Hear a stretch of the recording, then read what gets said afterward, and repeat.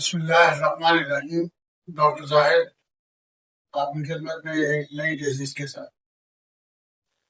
आज हम जिस डिजीज पे बात कर रहे हैं,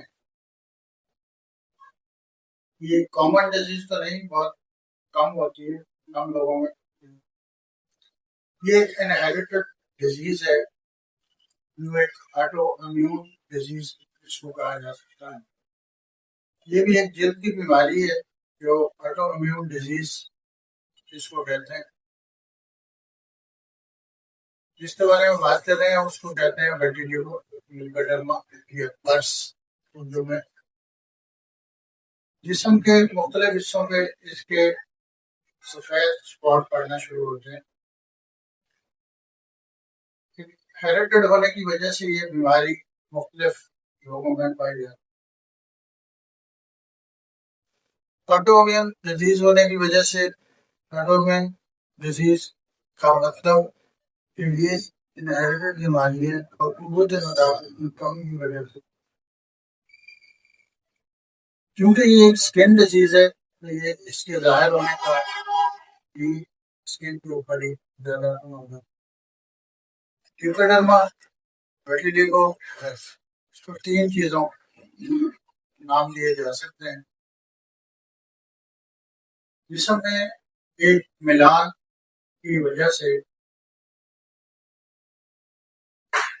क्योंकि एक रोगन पैदा करते हैं, उस रोगन की कमी की वजह से ये डिजीज पैदा। ये छोटी उम्र में भी हो सकती है और आमतौर पर ये 30 साल के बाद ये बीमारी पैदा होती है। इसके वाइट स्पॉट सबसे पहले जो जाहिर होना शुरू होते हैं हाथों, पाँव और जिस्म के मुख्तलिफ सुराख के इर्द गिर्द पाए जाते हैं। ये आहिस्ता आहिस्ता बढ़ने शुरू हो जाते हैं। पहले तो ये पिंक कलर के होते हैं, फिर ये बिल्कुल वाइट स्किन हो जाती है और स्किन बहुत सॉफ्ट हो जाती है। अगर उस पर हल्की सी चोट भी लगे तो उससे इसमें ब्लीडिंग हो जाती है, ब्लीडिंग होना शुरू हो जाती है, खून निकलता है।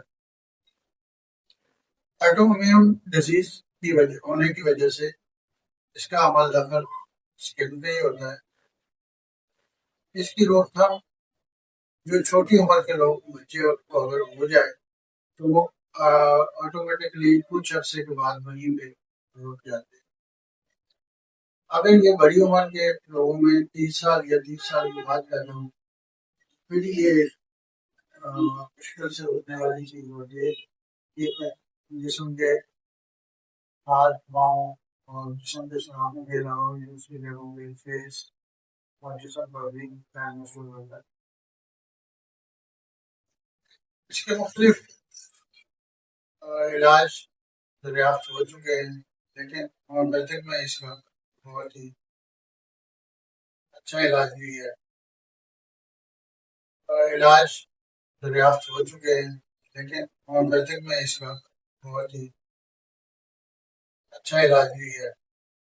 इसकी बुनियादी वजूहात में एक जो सबसे बड़ी बुनियादी वजह इसकी है, उसको पिगमेंटेशन सेल्स की मौत की वजह से होते हैं।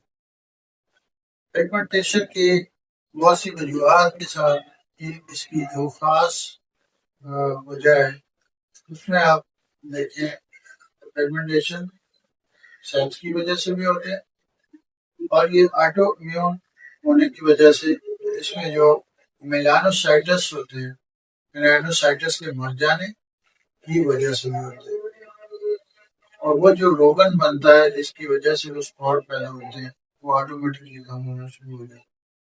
मिलान और मेलानोसाइटस की वजह से इस टाइप बहुत ज्यादा इसका असर होता है, जिसकी वजह से ये सफेद धब्बे इंसान के जिस्म में पैदा होना शुरू।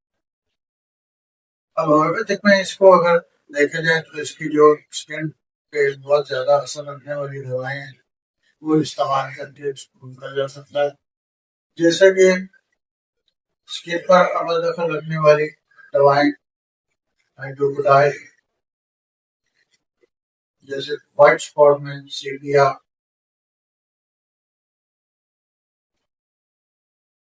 और कैल्शियम और उसकी वजह से जो चीज़ें पैदा होती हैं इसमें के लिए प्लांट, और इसमें डोसोज बहुत अच्छा काम करते हैं अगर उसको सही तरीके से इस्तेमाल करें, जैसे बेसिलियम मीडियम है, और इन दवाओं को अपने जो सोलर सेक्टर साइकोसिस की वजह से जोड़ दें, उसमें जो भी उसके सिम्टम्स की अलामत के हिसाब से हम इसको इस्तेमाल करें तो ये बहुत कम अरसे में रिकवर हो जाता है। और ये बॉडी ये बस जो डिजीज है ये आहिस्ता आहिस्ता खत्म होना शुरू हो जाता है।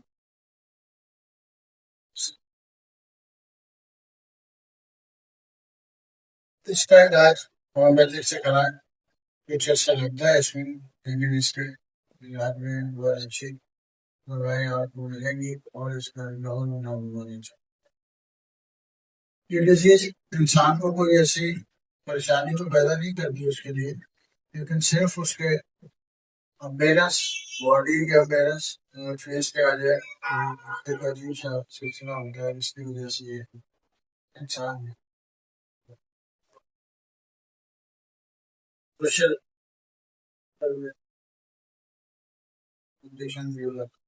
अदरवाइज ये दवाएं, अगर ये होम्योपैथिक दवाएं आप इस्तेमाल कर लें और इसको अपने डॉक्टर के मशवरे के साथ के मुताबिक इस्तेमाल करें, ये कोई मुकम्मल दवाई नहीं है। तो आपका इसका जो प्रॉब्लम है, जो जो दवाएं उसको जब जरूरत होगी वो इस्तेमाल कराएगा, तब आपको दवा को मैं पेट कर देता हूँ। एप्लीकेटार, सीलिया, हाइड्रोकोडाई, बैक्टीरिया, सल्फीना, सोलिनम, ये ऐसी दवाएं हैं जो आपके बर्ड्स को खत्म करने में बहुत अहम किरदार करते हैं। नेक्स्ट वीडियो तक इजाजत दीजिए, चैनल को सब्सक्राइब करें, लाइक करें और शेयर करें। तब तक के लिए अल्लाह।